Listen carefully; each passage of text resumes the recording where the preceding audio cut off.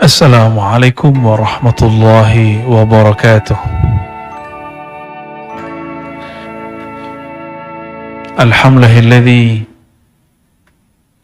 ja'alana anwara.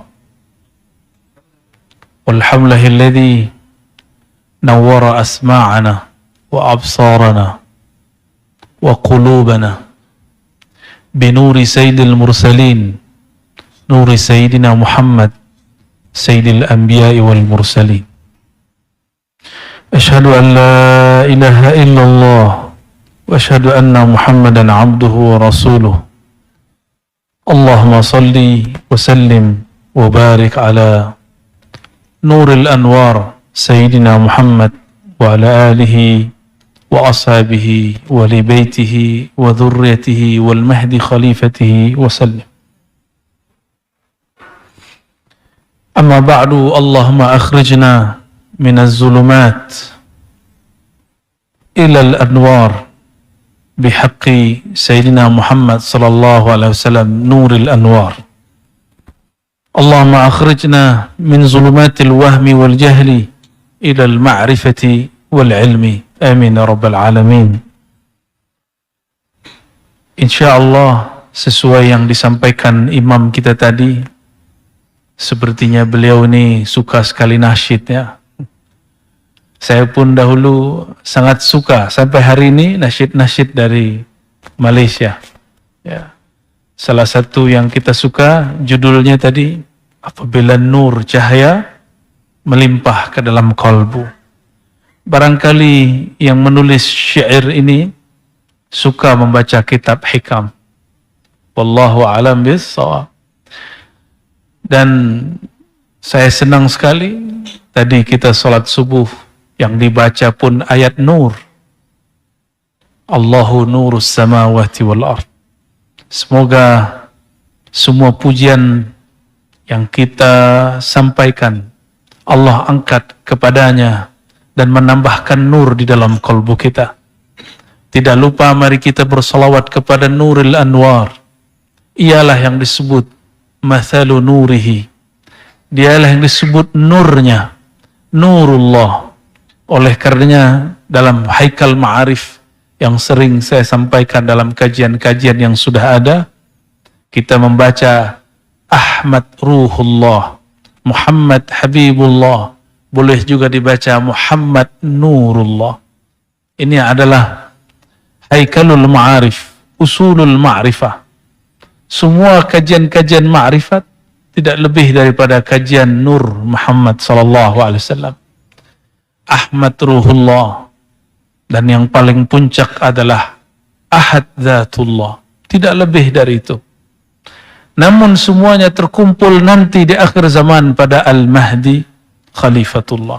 Kajian-kajian tentang kemahdian selama pandemi menguat di dunia, semua orang takut. Saya pun diperintah oleh masyayikh saya, kamu bentangkan kajian tentang Al-Mahdi. Dahulu tidak faham hadis-hadis itu, tapi ternyata dengan izin Allah, karena patuh kepada para masyayikh, pewaris-pewaris Rasulullah, kita pun diizinkan Allah mensyarahnya. Meskipun tidak ada yang sempurna, hanya Allah lah yang maha sempurna. Para tuan guru, para masyayikh, para imam, para asatiz, para habaib yang dimuliakan Allah. Saya berbicara di sini bukan sebagai orang yang lebih mulia dari antum semua. Namun karena ini saja amanah untuk menyampaikan ilmu-ilmu yang pernah kita gali dari guru. Ilmu ini hanyalah sedikit. Wa ma utitum. Ya, tidaklah kamu diberi daripada ilmu itu kecuali hanya sedikit, illa qalilah. Tapi sedikitnya bagi Allah, besar bagi kita. Besar menurut kita, kecil menurut Allah Subhanahu wa ta'ala. Sesuai dengan yang dikalamkan tadi, maka kami memilihkan daripada kitab Al-Hikam min Ata'illah, hikmah yang nomor 55. Sebelumnya mari kita bacakan surah Al-Fatihah untuk baginda Nabi Muhammad sallallahu alaihi wasallam, para sahabat-sahabat, para tabi'in, wa akhassul khusus li sadah sufiyah wa kazalik al-imam Al-Arif Billah Ibn Athaillah As-Sakandari, pengarang kitab Hidam ini. Dan semua ulama-ulama Ahlus Sunnah yang mengajar di negeri kita ini, yang berjuang untuk menyebarkan agama ini, kita kirimkan untuk mereka semua. Al-Fatihah. A'udzubillahi minasyaitonir rajim. Bismillah. Ya na'budu wa iyyaka nasta'in. Shiratal ladzina an'amta 'alaihim ghairil maghdubi 'alaihim waladdallin. Semoga Allah membukakan berkah Al-Fatihah ini kolbu kita yang tertutup, memberi cahayanya jika ada kegelapan di dalamnya. Qala al-anwar matayal qulubi wal asrar. Al-anwar jamak plural daripada nur, cahaya-cahaya. Cahaya-cahaya itu adalah pecahan daripada nur Sayyidina Muhammad sallallahu alaihi wasallam. Karena dalam ilmu ma'rifatun nur Sayyidina Muhammad sallallahu alaihi wasallam, tatkala Allah meniupkan roh yang suci, yang kemudian ia sebut namanya Ahmad, maka ia berikan dia pakaian bernama Nur Muhammad sallallahu alaihi wasallam. Lalu Allah menataplah kepada sang nur itu. Jika kita ditatap oleh seseorang yang mulia, adakah ia kita cintai atau kita segani? Maka kita berkeringat. Ini analog kiasnya. Maka sang nur pun berkeringat. Keringatnya mengeluarkan cahaya. Cahaya itulah yang disebut pecahan al-anwar. Cahaya-cahaya nur Nabiina Muhammad sallallahu alaihi wasallam. Darinya lah alam semesta tercipta. Darinya lah surga, neraka, arash, semuanya tercipta. Bahkan dikatakan dalam kitab Sidi Syekh Abdul Qadir Al-Jilani, Qaddasallahu sirrah, yang berjudul Sirrul Asrar, bahwa arash baru dicipta setelah Allah menciptakan Nur Muhammad sallallahu alaihi wasallam 4000 tahun. Maka seringlah kita bertanya kepada murid, pada para santri, para bahkan ikhwan, para masyayikh, lebih utama manakah arash atau Sayyidina Muhammad sallallahu alaihi wasallam? Saya pun mau tanya kepada orang Malaka ini, lebih mulia Nabi Muhammad atau arash? Arash? Lebih dahulu Nur Sayyidina Muhammad SAW atau arash? Arash itu dicipta dari nur zatnya Sayyidina Muhammad SAW. Maka saya tanya lagi, mana yang lebih mulia? Arash itu Baitur Rahman, maka disebut Ar-Rahman 'alal 'arsy istawa. Allah yang Maha Kasih istawa. Istawa secara harfiah artinya merata-rata, menyamakan, meratakan.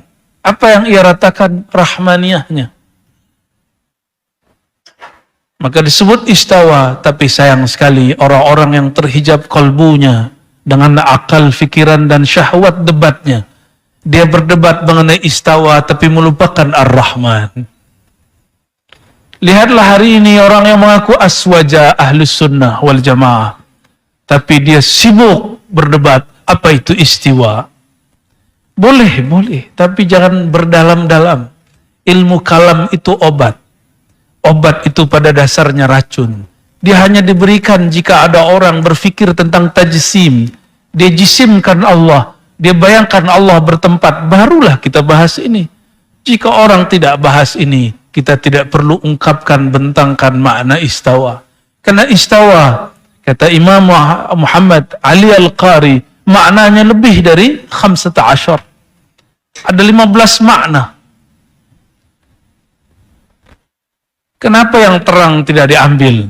Sedangkan di samping saya ada Ustadz terang, guru terang, beliau dari Sarawak, ya. Mata Allah fi hayatih, ya. Kenapa yang sudah terang Ar-Rahman tidak diambil? Samping kita juga Syekh Abdurrahman. Alhamdulillah Rabbil Alamin. Juga ada datu guru semuanya. Semoga Allah berkahi mereka semua. Ar-Rahman alal arsyis tawa. Allah yang maha Rahman. Namun beberapa ahli ma'rifat mengatakan Allah menamakan Nabi Muhammad SAW dengan nama dirinya. Wabil mu'minina ra'ufur rahim. Ia terhadap orang beriman sungguhlah ra'uf, pengasih, sayang.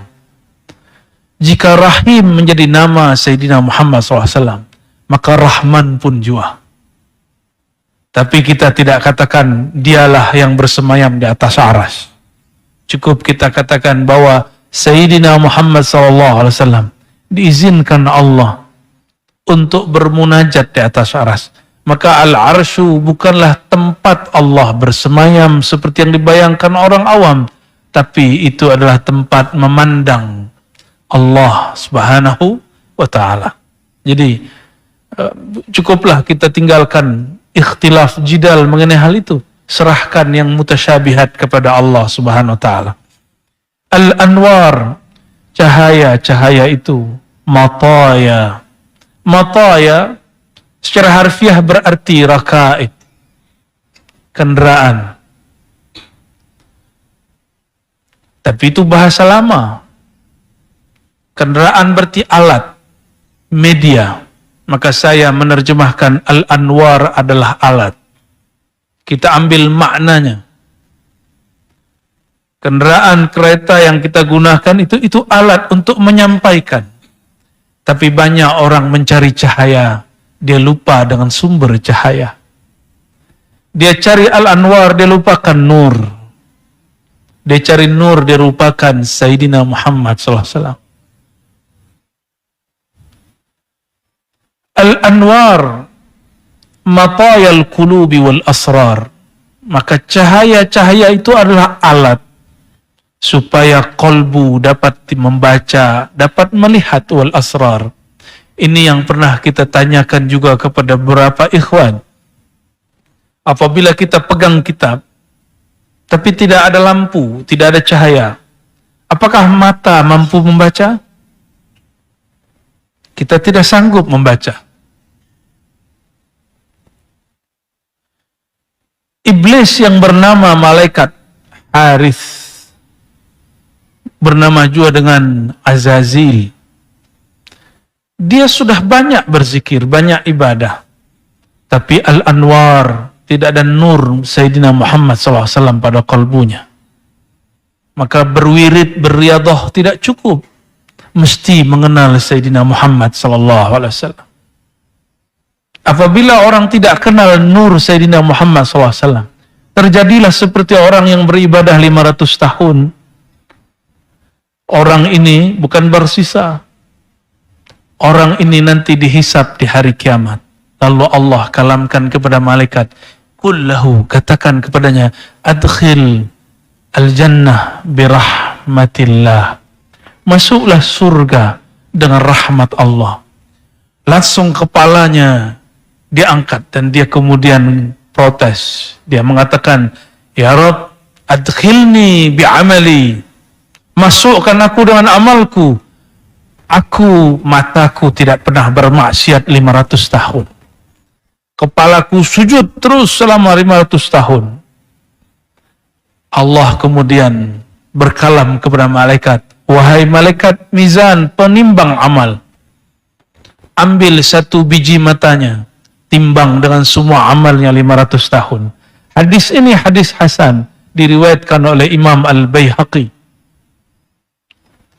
Lalu malaikat patuh kepada Allah, diambillah satu mata. Bukan dua, satu biji. Ditimbang dengan semua sujudnya, rukuknya, tasbihnya. Ternyata orang ini tidak setiap detik bertasbih. Tidak setiap saat bertasbih. Tidak setiap saat dia berzikir, sedangkan mata dia pakai setiap detik. Tapi Allah masih angkatkan, satu amal dikasih 10, maka ditimbang sama. Apa kata Allah? Malaikatku ambil biji mata satu lagi. Langsung dia sujud mengatakan, Ya Rabb, hasbunallah wa ni'mal wakil. Adkhilni jannataka birahmatika. Masukkan aku ke dalam surgamu dengan rahmatmu, bukan dengan amalku. Dia terlambat dapat nur. Jika dia dapat nur di dunia, dia tidak berani mengatakan itu. Makanya sang nur mengatakan, Nurul Anwar bersabda, kamu tidaklah masuk surga, la yadkhulul jannah ahadukum bi'amali. Kamu tidak masuk surga dengan amalmu. Sahabat pun bertanya, wala anta ya Rasulullah. Inilah polosnya sahabat. Sahabat itu polos. Mereka tidak menyimpan yang aneh-aneh di kalbunya. Engkau juga demikian wahai Rasulullah. Ya, sahabat yang bertanya ini lupa bahwa kunci surga ada di tangan Rasulullah. Rasulullah sendiri yang mengatakannya. Nabi mengatakan, bala, tentu. Tapi Allah meliputi aku, yataghammadani Allah birahmati. Allah melebur aku dalam rahmatnya. Nabi tidak mengatakan, seandainya beliau mau, beliau mengatakan, ana rahmatullah. Tapi beliau hanya mengatakan, inilah adabnya seorang Nabi Muhammad SAW. Allah meleburkanku, meliputi aku dengan rahmatnya. Jika rahmat Allah meliputi Sayyidina Muhammad SAW, adakah terlihat di situ makhluk? Kullu man 'alaiha fan. Semua aja binasa kecuali wajah Allah Subhanahu wa taala. Wajah rahmaniyah ya Allah Subhanahu wa taala. Sahabat-sahabat akhirnya bermakrifat.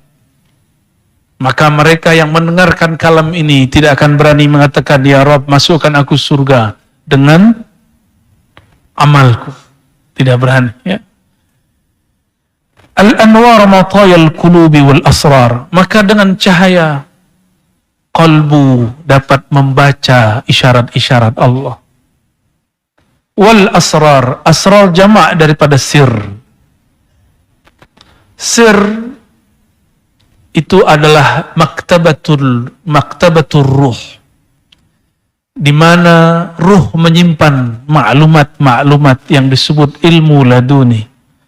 Sebenarnya setiap saat, setiap detik Allah menurunkan ilham Rabbani ke dalam ruh, tanpa huruf, tanpa suara, bila harfin wala sautin.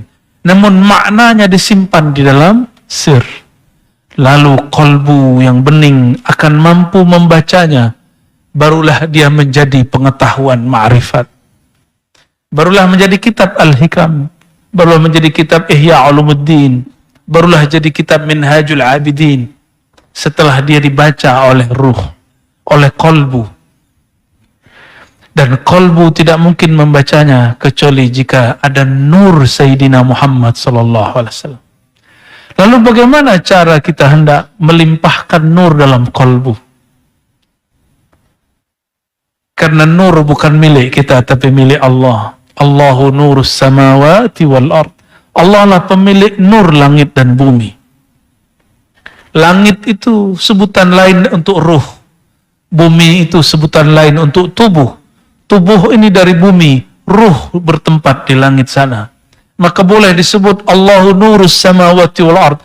Allah lah sumber cahaya ruh dan jasad. Maka kita meminta kepadanya. Dan Allah memberikan jalannya. Apa jalannya? Ya ayyuhalladzina amanu sallu alaihi wa sallimu taslima. Wahai orang beriman, dialah nurku. Bersalawatlah kepadanya sekali. Maka nurku Muhammad sallallahu alaihi wasallam aku limpahkan kepadamu 10 kali. Man shalla alayya sallallahu alaihi asyara marrat.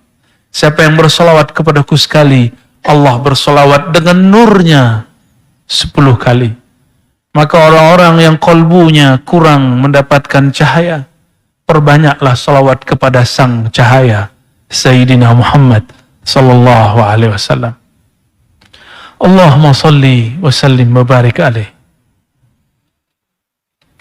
Lalu pada hikmah berikutnya, an-nuru jundul qalb kama anna zulmata jundun nafs. Cahaya itu adalah tenteranya kolbu, askarnya kolbu. Jadi kolbu tidak cari cahaya, tapi ahli kebatinan mencari cahaya, cahaya yang kita sebut cakra, latifah. Kita tidak menyembah cahaya itu. Umat Sayyidina Muhammad tidak pernah menyembah Sayyidina Muhammad sallallahu alaihi wasallam. Cahaya itu hanya menjadi rakaibuhu, hanya menjadi kendaraan menuju Allah Subhanahu wa taala. An-nur jundul qalb. Maka nur Sayyidina Muhammad SAW itulah tenteranya kolbu. Sebagaimana zulmah. Jika nur itu dari jamalnya Allah, maka zulmah daripada jamal apa kawannya? Jamal jalal. Zulmah, kegelapan adalah tenteranya nafsu, jiwa. Tapi semuanya milik Allah. Apabila ada orang tidak sadar dengan nur, maka Allah celupkan dia di dalam kegelapan. Apabila orang merasa dirinya banyak beramal, lalu dia merasa sok suci, Allah akan takdirkan dia kakinya masuk kepada kegelapan maksiat dan syahwat. Disitulah dia mengatakan, Ya Rabb, hamba-Mu hina.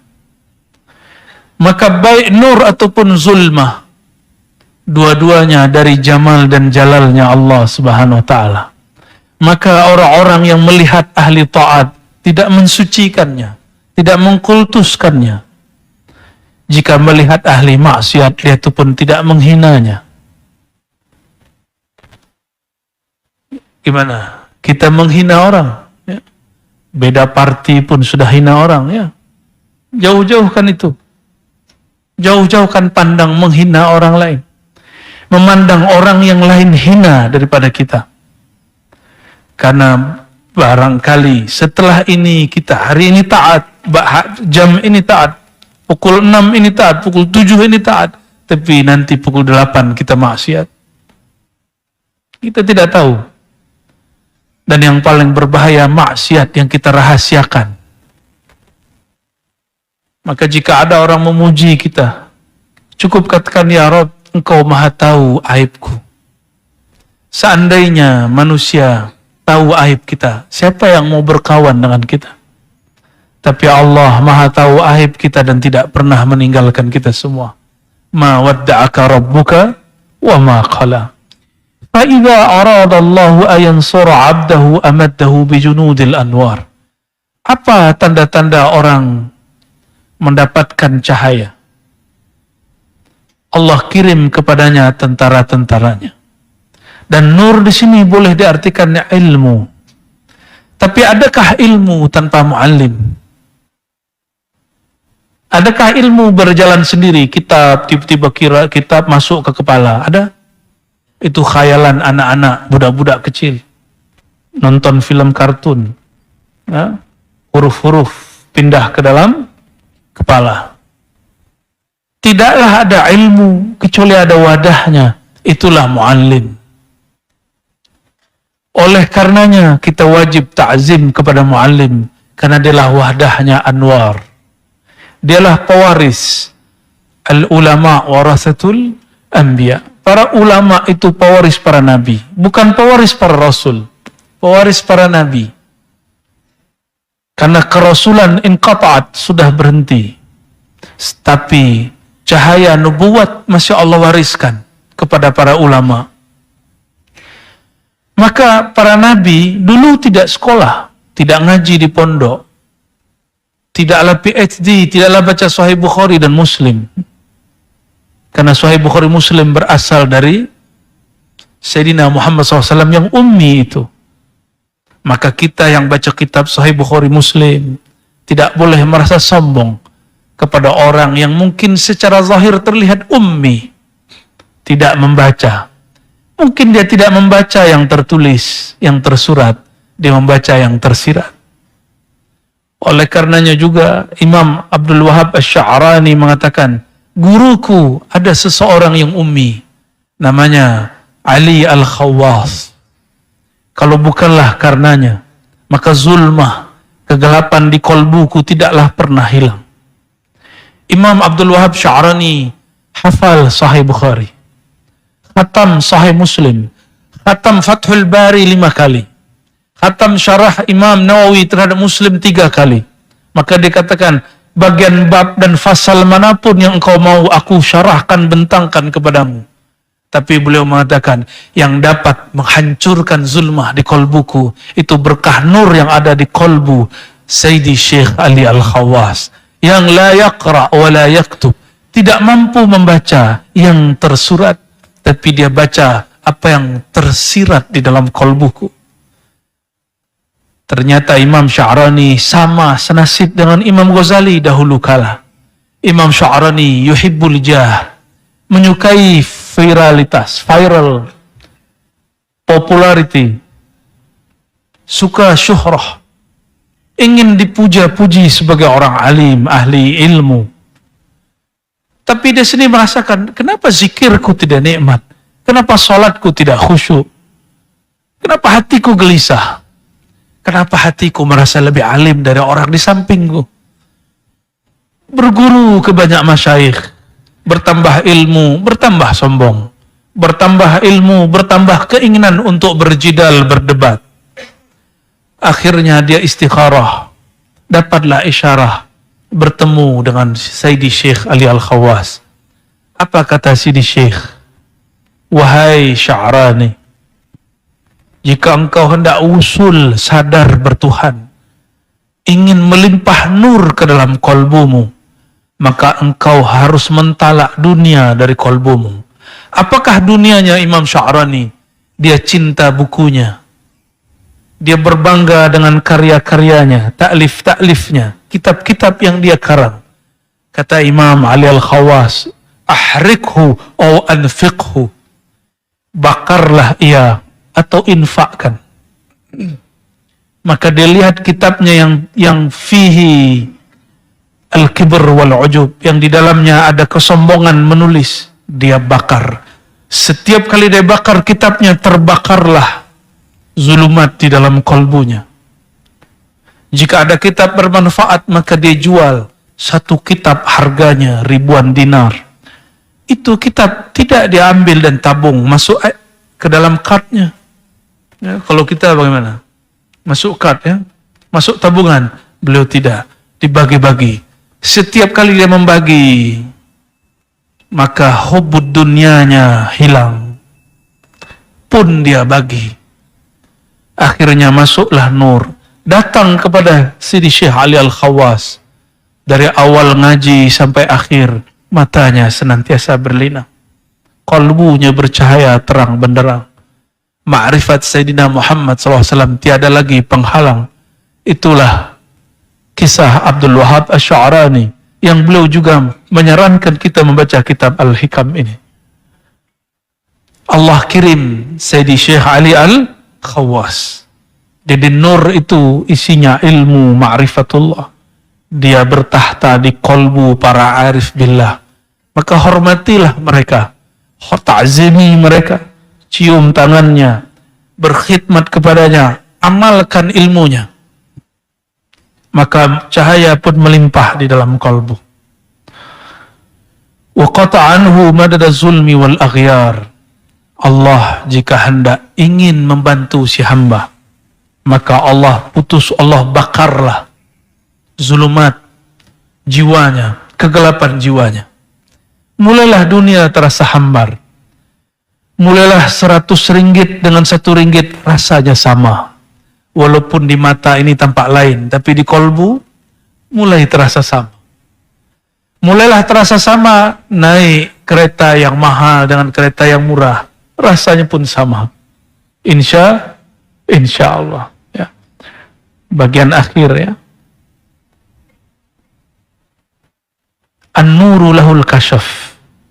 Cahaya itu berfungsi menyingkap mana yang gelap. Maka tadi saya bertanya, jika kita pegang kitab, pegang mushaf, mampukah baca jika lampunya mati, padam? Kita tidak mampu baca. Maka nur masuk ke dalam kalbu, dia mampu membimbing kita membaca mana yang sudah tersurat. Wal basirah laha al-hukm. Lalu mata ini mata yang zahir, yang melihat namanya basar. Ini namanya ain, yang melihat namanya basar. Namun yang melihat kebenaran namanya basirah. Dia adalah ainul qalb, matanya kalbu. Ainul basar, ini dia. Ainul basirah ada di dalam kalbu. Ya.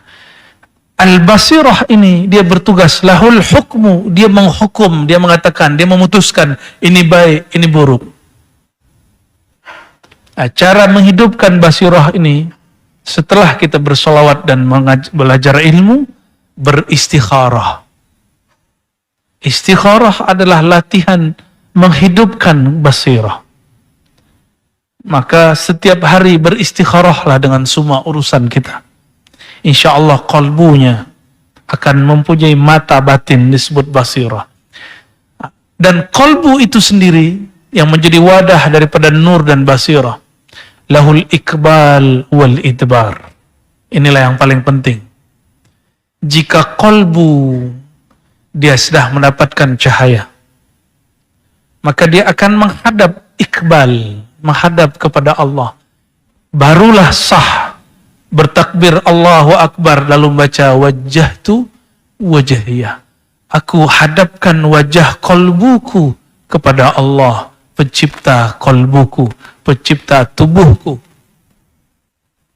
Tapi apabila kalbu belum bercahaya, maka dia idbar. Lisannya baca takbir, mulutnya berqamat kamit wajjahtu, tapi kalbunya idbar, kalbunya mengingat selain Allah Subhanahu wa taala. Maka ciri-ciri kalbu yang sudah iqbal, dia sudah mentalak dunia di kalbunya walaupun masih ada di tangannya. Ya, jangan talak dunia dengan tangan. Tubuh ini masih perlu dunia. Yang Allah pandang bukan tangan kita, yang Allah pandang kalbu. Dan Allah Maha Pencemburu. Sebentar saja ada nama selainnya di kalbu, Allah cemburu. Jangan buat Allah cemburu. Jangan buat Sayyidina Muhammad SAW cemburu.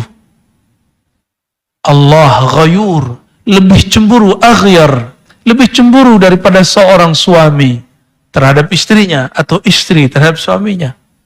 Allah lah yang paling berhak cemburu, yang tidak boleh ada nama selainnya di dalam kalbu. Maka dalam hadis Nabi dikatakan izhad fid dunya yuhibbukallah. Bagaimanakah caranya menjadi kekasih Allah? Izhad fid dunya. Zuhudlah di dalam dunia, bukan anid dunia. Berarti bukan izhad tinggalkan dunia, bukan. Engkau bergelimang dunia, tapi izhad fid dunya. Tapi jangan masukkan dunia ke dalam kalbumu. Yuhibbukallah, Allah langsung cinta kepadamu. Kalau kita suka meminjam memakai punya kawan, punya tetangga, tetangga tidak senang. Izhad fima bi'aidin nas. Tahanlah dirimu, jangan gunakan punyaan kawan-kawanmu, tetanggamu, maka kawanmu akan senang kepadamu. Coba kawan kita yang suka pinjam duit, jika dia call kita, angkat enggak? Enggak. Wah, minjam duit lagi nih, ya. Tutup. Ketuk pintu, sepertinya mau pinjam kereta lagi nih, ya. Kita kunci pintu. Begitu juga Allah Subhanahu wa taala. Bapak Ibu tahu, tuan puan, sahabat, saudara-saudari kimakan Allah, inilah sedikit mengenai hikam. Ya, masih banyak yang belum kita syarah mengenai hikam. Ya. Semoga Allah Ta'ala melimpahkan nur di dalam kalbu. Bagaimana caranya? Berbanyak salawat. Ya. Tapi sebelum bersalawat, mulai dengan syahadat. Setelah syahadat, bersihkan dulu anggota tubuh dan bersihkan juga kalbu. Sehingga nurnya tidak campur aduk dengan cahaya, dengan kegelapan. Kalau nur campur aduk dengan kegelapan, menjadilah pelangi, kalbunya nanti tidak jelas. Bersihkan dulu, istighfarkan dengan istighfar batin. Ya. Baru setelah itu bersolawat. Maka siapa yang belum mantap, belum kuat azamnya mengambil ilmu dari seorang syekh, perbanyaklah solawat. Karena solawat ala Nabi SAW mursyidun yurshiduhu ila syaikhihi. Nanti solawat dia akan hantar dia kepada mursyid. Maka ciri-ciri orang-orang dapat cahaya, dia cinta solawat. Dan yang kedua, dipertemukan dengan guru yang di kalbunya bertahta nur Sayyidina Muhammad sallallahu alaihi wasallam. Bagaimana Ustaz? Khalas? Ada soal jawab? Ada? Tak? Nah.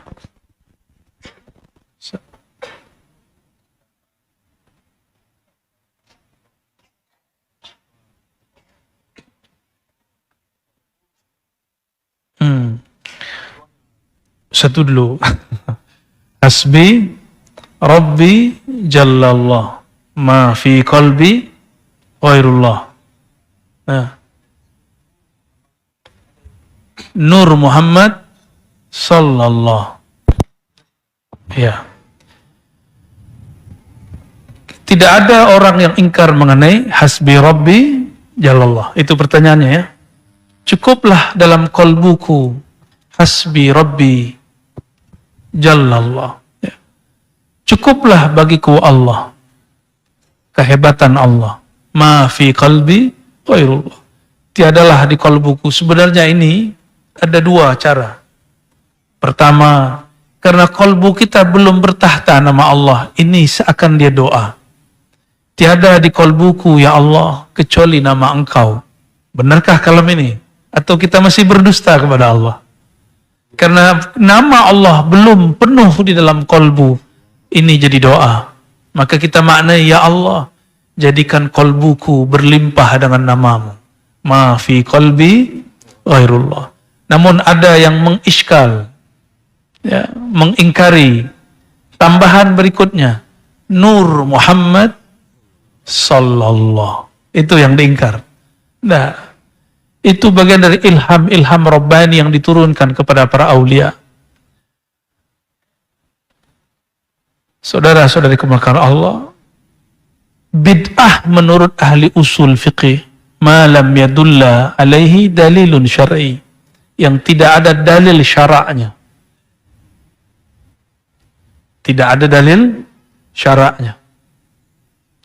Salah satu dalil syarak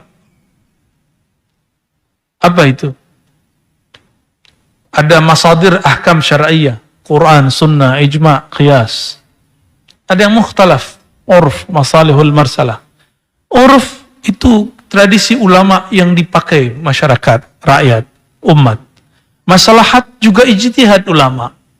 Ijtihad zahir. Ulama fuqaha. Maka jika ada maslahat walaupun tidak ada dalam Al-Quran dan sunnah, dia bukanlah bid'ah. Sama, ahli ma'rifat pun mereka punya masadir selain maslahat uruf, selain qaulus sahabi. Apa itu? Man ra'ani fil manam faqad ra'ani. Man ra'ani faqad ra'al haq. Siapa yang bertemu aku dalam mimpinya, dia akan bertemu aku dalam jaga. Siapa yang bertemu aku faqad ra'al haq, dia benar-benar bertemu aku. Fa inna syaitan la yatamatsalu bi, karena syaitan tidak pernah menyerupai aku. Tubuh Sayyidina Muhammad SAW sudah wafat. Tubuhnya, ruhnya wafat? yang mengatakan Nabi mati, su'ul adab. Karena ayatnya mengatakan la taqulu liman yuqtalu fi sabilillahi amwat. Jangankan sayyidus syuhada, sayyidul anbiya, para syuhada yang bukan nabi, bukan wali besar, dia syuhada saja. Tidak boleh kita katakan amwat. Maka saya bertobat kepada Allah jika dahulu pernah mengatakan nabi mati. Ini su'ul adab. Allah yang larang. 2 kali ayatnya mengatakan la taqulu, jangan pernah engkau katakan dia mati. Itu syuhada. Lebih mulia syuhada atau anbiya. Dan sayyidul anbiya wal mursalin Sayyidina Muhammad sallallahu alaihi wasallam. Apa dalil Nabi Allah hidupkan selalu? Orang yang ucapkan salam kepada beliau, raddallahu alayya ruhi. Hadis sahih riwayat Imam Abu Daud dan imam-imam yang lain. Allah kembalikan ruhku. Jika ruh dikembalikan, hayat pun Allah wujudkan. Maka ahlullah al-mushtaq ila Sayyidina Rasulillah, jika dia bersolawat kepada Nabi, dia merasakan Nabi itu hayyan, yusallim alaih, yaruddu salam alaih. Maka jangan heran jika ada Habib Fulan, dia merasakan hadirnya Sayyidina Muhammad sallallahu alaihi wasallam. Bukan khurafat. Itulah maka kemudian muncul lafaz ini. Terbit kalam ini.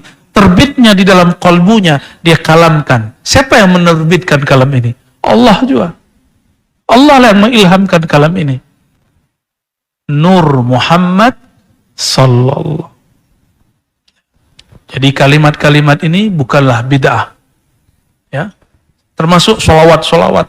Tidak boleh ulama dia rangkum-rangkum sendiri. Ulama-ulama arif billah, kalbunya, ruhnya dapat ijazah secara rohani dari Rasulullah. Ada yang lewat mimpi, ada yang lewat ilham, ada yang ditegur rohani. Rasulullah mengatakan, jangan baca begitu, bacalah begini. Banyak, saya sudah banyak ketemu orang yang hari ini masih hidup. Itu bukan hanya untuk ulama terdahulu, akan berlaku sampai akhir zaman. Tapi ingat, dia hanya bab ma'rifat, bukan bab syariat. Syariat al-yawma akmaltu lakum dinakum. Syariat telah sempurna. Syariat yang sempurna, kita belum sempurna. Pemahaman orang yang membid'ahkan ini, pemahaman syariatnya belum sempurna. Syariatnya sempurna. Ya. Jadi banyak orang mengatakan ini bid'ah. Syariat sudah selesai, nubuat sudah selesai, risalah iya pada Nabi Muhammad, tapi dalam fikiranmu belum selesai. Pemahamanmu tentang bid'ah belum selesai. Maka seorang wali, dia kalau menulis satu sholawat, seperti Imam Syafi'i, nulis sholawat yang belum pernah diajar Nabi. Ada yang berani mengatakan Imam Syafi'i ahli bid'ah. Yang tambahan beliau, Allahumma sholli ala Sayyidina Muhammad. Kullama dzakarahu dzakirun wa ghafala an dzikrihil ghafilun. Di kitab Ar-Risalah, seingat saya. Sayyidina Ali pun juga bersolawat. Ya dahiyal madhuwat. Ada kalimatnya. Sayyidina Abdullah bin Mas'ud pun bersolawat. Allahumma ja'al salawatika wa baratika ala Sayyidina Muhammad. Itu kalam dari Ibnu Mas'ud. Jadi sahabat-sahabat menggubah salawat sendiri, tapi dengan ilham Rabbani. Karena ilmu ma'rifat terus diwariskan kepada para awliya, para ulama, tapi ilmu syariat sudah terhenti pada Sayyidina Muhammad SAW. Ya, dalilnya apa? Al-ulama warasatul anbiya. Mengalir terus. Wa may yattaqillah. Siapa yang takwa kepada Allah, maka Allah langsung ajar dia. Yu'allimullah. Allah langsung ajar dia. Tapi takwa itu ada mursyid juga yang mengajarkan. Sudah terang ya? Mau berangkat kerja ya? Ya. Izin ke Bu ya? Gimana? Imam Mahdi. Imam Mahdi perlu 12 pasal. Ya, cukup lah ya. Cukup. Ya, sedikit sajalah.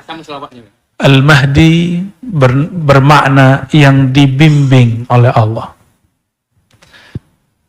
Al-Mahdi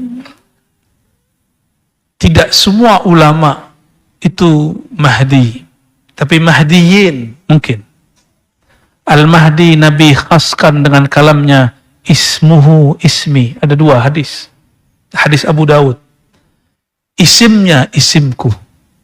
Isim bukan sekedar nama, tapi isim uluw wasumu. Dan alamat itu maknanya tanda-tanda dan ketinggian darjah. Itu makna isim. Ismuhu ismi. Nabi Muhammad SAW mengatakan, Ana Muhammad, Ana Ahmad, Ana Mahi, Ana Aqib. Ketika belum mengatakan, Ana Ahmad, Ana Mahi, maka seakan belum mengatakan, Ismuhu ismi. Isim dia, isimku sama. Dialah pewaris mutlakku. Tapi dia bukan Nabi, dia bukan Rasul. Dan hadis yang keduanya, min waladi Fatimah. Banyak wali yang nama Allah ada di kolbunya. Nama Sayyidina Muhammad ada pada sifat jiwanya. Tapi nasabnya tidak. Maka dia bukanlah Al-Mahdi. Jika dia mengaku, dia mudda'i, dia kazzab, dajjal yang mengaku Mahdi. Banyaklah dajjal-dajjal kecil itu hari ini. Ya, salasuna dajjalun. Nanti muncul 30 dajjal.